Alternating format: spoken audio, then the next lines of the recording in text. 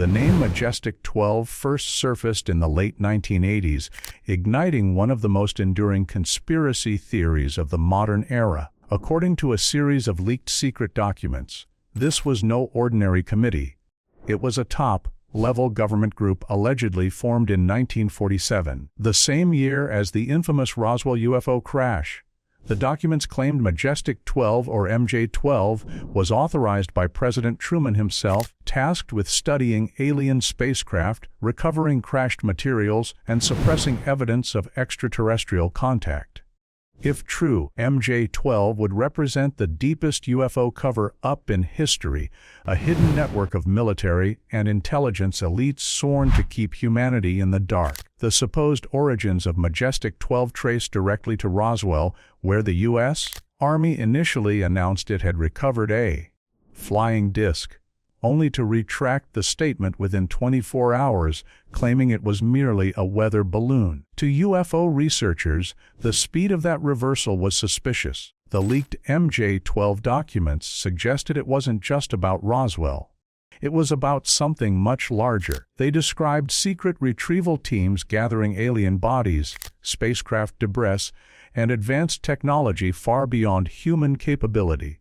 The government, according to these papers, knew the truth and decided the public wasn't ready. The documents themselves appeared as typewritten memoranda and briefing papers stamped "Top Secret Magic." One claimed to be a briefing for President Eisenhower, outlining the structure of MJ-12 and its mission. Another detailed crash retrievals and the alleged autopsy of alien beings. For many, these files were the smoking gun that proved decades of speculation the UFO cover-up was real, deliberate, and ongoing. But almost immediately, controversy surrounded the leaks. Experts pointed to inconsistencies, outdated terminology, formatting errors, even suspicious signatures. The FBI declared the documents completely bogus. Skeptics argued they were elaborate hoaxes, fabricated to feed UFO mythology or discredit real investigations. And yet, despite the criticisms, the idea of Majestic 12 refused to die. Why? Because the documents aligned so closely with whispered rumors, eyewitness testimonies, and unexplained government secrecy around UFOs. For believers, even if the papers were fake, they hinted at a deeper truth the government was desperate to hide. The MJ-12 saga also tapped into the Cold War atmosphere of paranoia and secrecy. In the late 1940s and 1950s, the U.S. military was aggressively collecting intelligence, experimenting with advanced aircraft, and classifying information at unprecedented levels. To the public, the sudden explosion of UFO sightings seemed to intersect perfectly with the idea that the government was testing alien technology, or at the very least, hiding what it had discovered. MJ-12 became a symbol, whether real or fabricated, of how far the state might go to suppress extraordinary truths. Over time, the Majestic 12 theory grew into a cornerstone of UFO lore. Books, documentaries, and whistleblower testimonies expanded the story, linking MJ-12 to everything from Area 51 to alien abductions. Some insiders claimed knowledge of ongoing operations where alien technology was reverse-engineered, fueling advances in stealth, fiber optics, and microchips. Others suggested MJ-12 wasn't a relic of the past, but a living program still active today, buried under new names within the labyrinth of intelligence agencies. What makes the story of Majestic 12 so powerful isn't just the documents themselves, but the questions they raise. Were they elaborate disinformation planted to mislead researchers? Or were they partial truths disguised just enough to maintain plausible deniability? And if MJ-12 really did exist, how much of what we consider science and technology today might have come from knowledge the public was never meant to see? The Majestic 12 documents may never be fully proven authentic, but they remain one of the most tantalizing pieces of the UFO puzzle. They blend secrecy, power and the possibility of extraterrestrial contact into a narrative that continues to grip both skeptics and believers alike. The story of Majestic 12 cannot be separated from the Roswell incident of 1947 because, according to the leaked documents, Roswell was the very reason MJ-12 was created. The Roswell crash has been described as the grandfather of UFO cases, the event that turned casual sightings into global obsession. And if the MJ-12 papers are to be believed, what happened in the deserts of New Mexico that summer was not the crash of a weather balloon, as the government claimed, but the retrieval of something far more extraordinary, a craft of non-human origin, complete with bodies. Roswell began with a simple announcement. On July 8, 1947, the Roswell Army Airfield released a press statement saying that they had recovered a flying disc from a nearby ranch. Newspapers exploded with the story, headlines screaming that a UFO had crashed. But within 24 hours, the official narrative shifted. The military called a press conference displaying pieces of tinfoil, rubber, and sticks they said were from a weather balloon. Flying disc story was dismissed as a misunderstanding.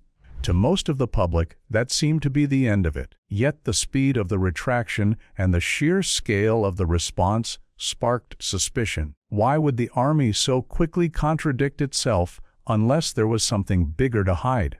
The leaked MJ-12 documents, which appeared decades later, filled in the missing pieces. According to one briefing paper allegedly prepared for President Eisenhower in 1952, the Roswell crash had indeed involved a craft not made by human hands. Debris was said to be unlike anything known. Metallic materials that were incredibly light yet impossibly strong, pieces that returned to their original shape when bent, and strange symbols etched into the wreckage. Even more shocking, the documents claimed that alien bodies were recovered from the crash site. Some were badly damaged, others intact enough for autopsies. The task of studying these bodies and the technology they arrived with fell to the newly formed Majestic 12, a secret panel of military leaders, scientists, and intelligence officers chosen to investigate and contain the matter. If these documents are real, Roswell was not just a UFO crash. It was the moment humanity came face to face with proof of extraterrestrial life, and Majestic 12 was the government's answer, created to manage what could have been the most destabilizing revelation in history. What adds weight to the MJ-12 story is how well it aligns with eyewitness testimony collected years later.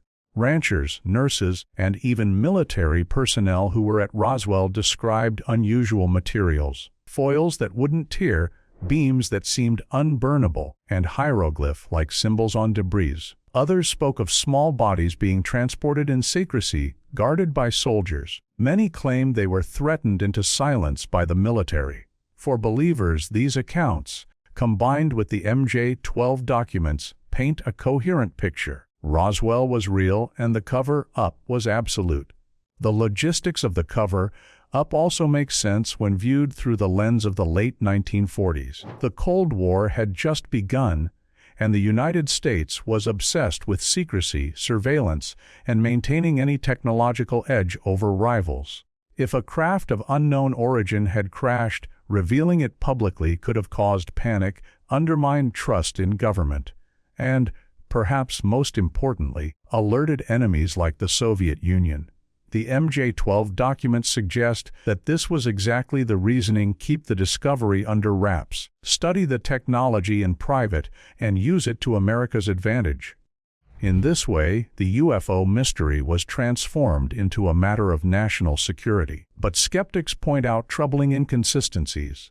The documents surfaced under murky circumstances, often arriving anonymously in the mail to UFO researchers. Handwriting and signatures were called into question, and some historians argued that certain phrases used in the papers did not match government terminology of the 1940s. The FBI publicly declared them fake, branding them disinformation. Still, that only fueled conspiracy theories. If they were fake, why devote so much energy to debunking them? And if they were real, What better way to protect the secret than to brand them hoaxes? Whether authentic or not, the MJ-12 papers made Roswell more than just a local legend. They tied the event directly to a larger machinery of secrecy, suggesting that Roswell was not an isolated case but the beginning of decades of UFO retrievals and cover-ups. In this narrative, Roswell was only the first of many, and MJ-12 became the guardian of the greatest secret ever kept.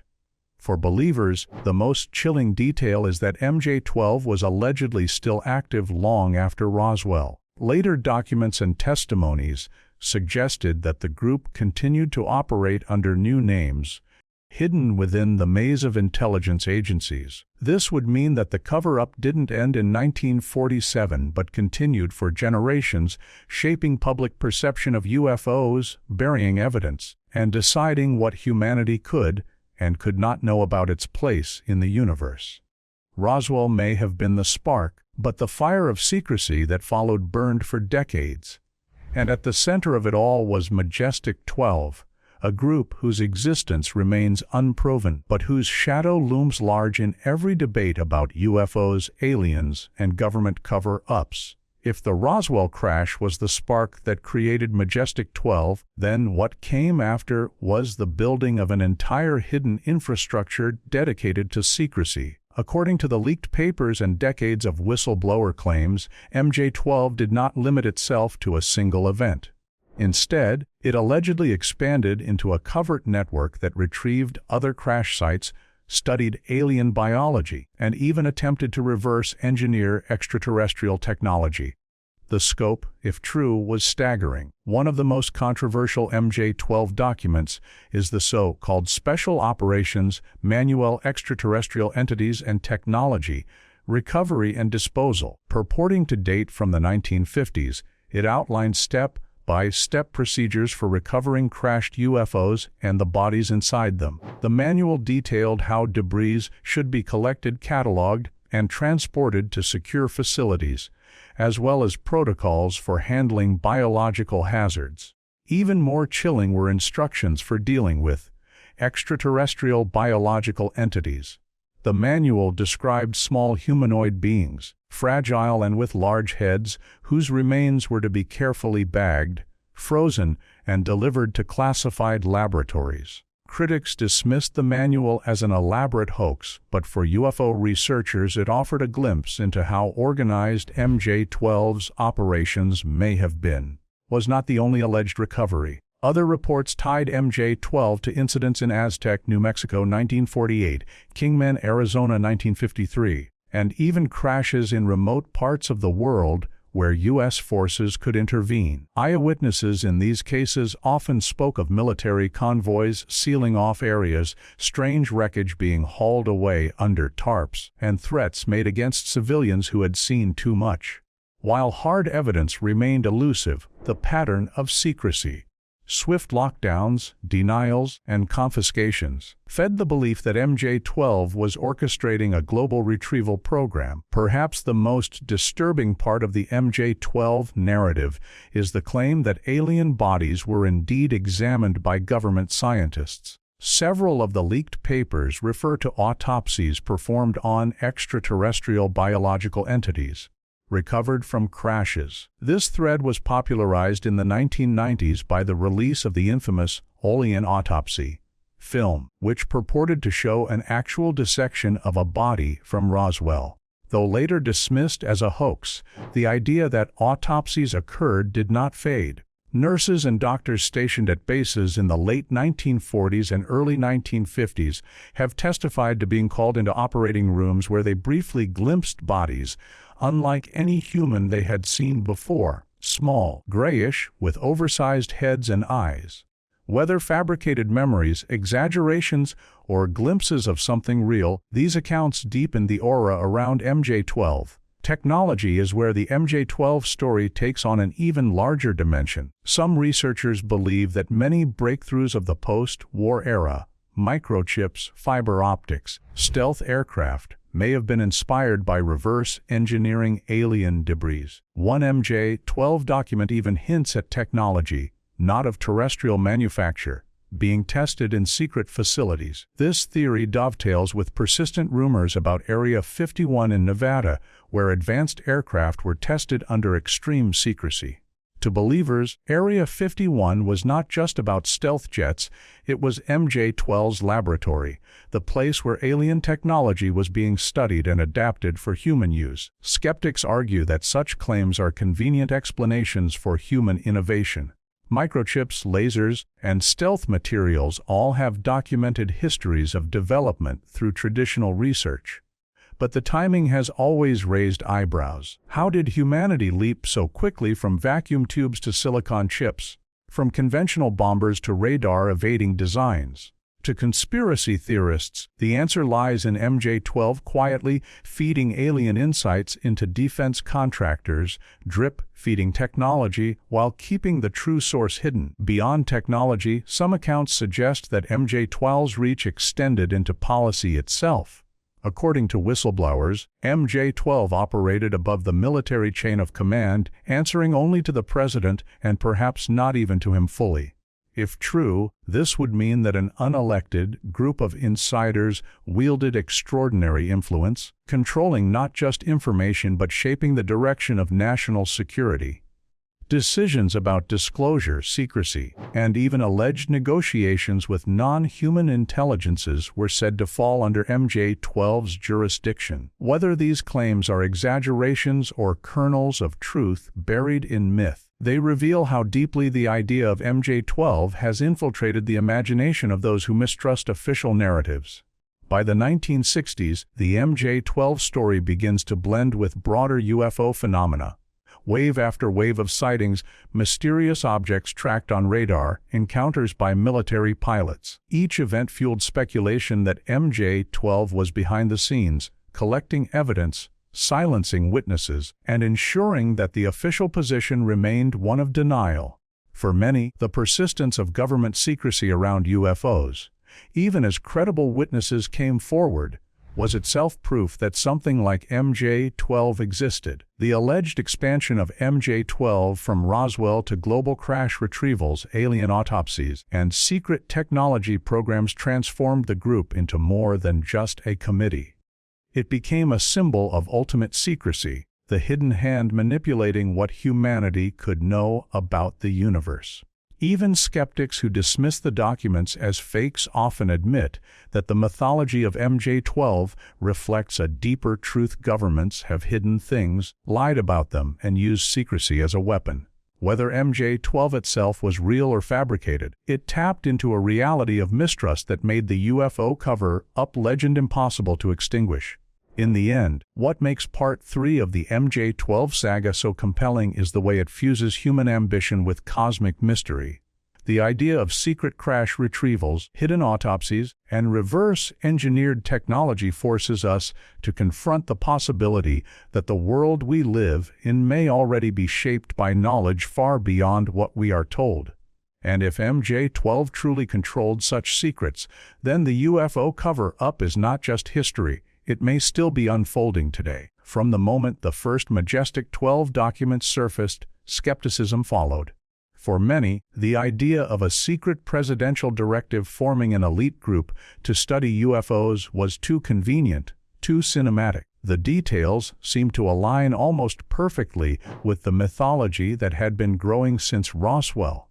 And for every researcher who embraced the MJ-12 papers as proof of an extraordinary cover-up, there were others who tore them apart as hoaxes designed either to mislead UFO enthusiasts or to muddy the waters of genuine inquiry. The earliest leaks arrived in the 1980s, when a roll of undeveloped film was anonymously mailed to a well-known UFO researcher, Bill Moore. The film contained images of typewritten documents, including a briefing supposedly prepared for President Dwight D. Eisenhower in 1952. This briefing outlined the creation of Majestic 12 by Harry Truman and described its mission to recover and study extraterrestrial craft.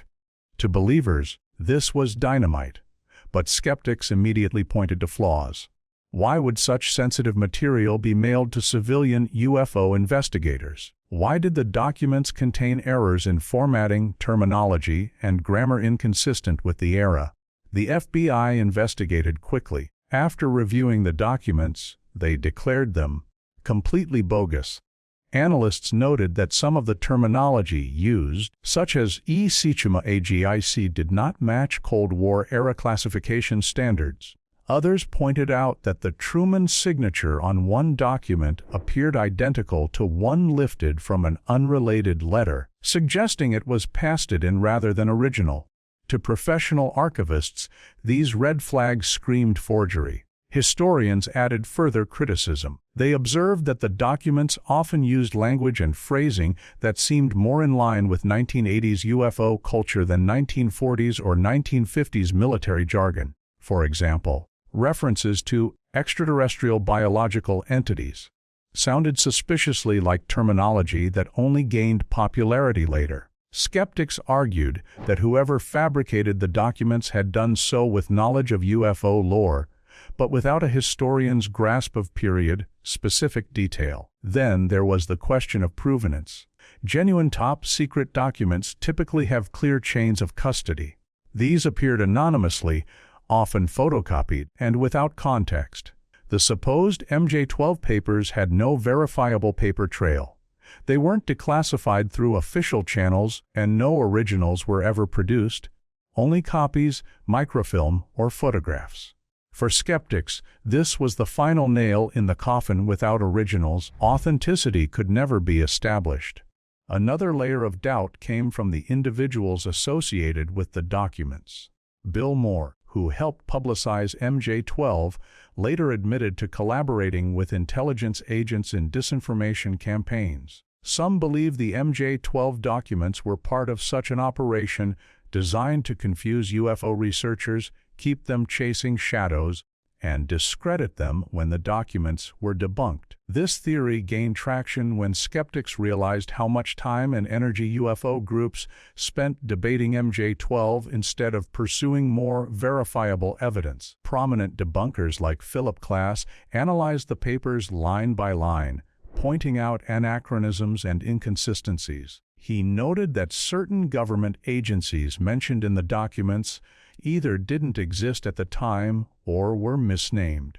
Others highlighted that the typefaces used were suspiciously modern, more consistent with commercial typewriters from the 1960s or 1970s than those of the 1940s. These technical details reinforced the view that MJ-12 was a clever fabrication rather than a genuine leak. Still, skeptics faced a paradox. If the documents were indeed forgeries, who created them and why? Were they the work of overzealous UFO enthusiasts trying to fabricate proof, or were they deliberately crafted by intelligence agencies to discredit researchers and bury legitimate secrets under a mountain of false ones? Some argue that the latter is more plausible. By releasing convincing fakes, agencies could keep the UFO community busy while ensuring that any genuine leaks would be dismissed as more hoaxes. In this sense, MJ-12 may have been real, not as an organization, but as a disinformation campaign. The controversy continues because, despite the flaws, the documents were just believable enough to keep the debate alive. They referenced real events like Roswell, real people like Admiral Roscoe Hillenkoetter and Dr. Vannevar Bush, and real tensions of the Cold War era. For believers, this suggested at least a kernel of truth. For skeptics, it was evidence that the hoaxer was clever, weaving fact and fiction together so seamlessly that the story could never die.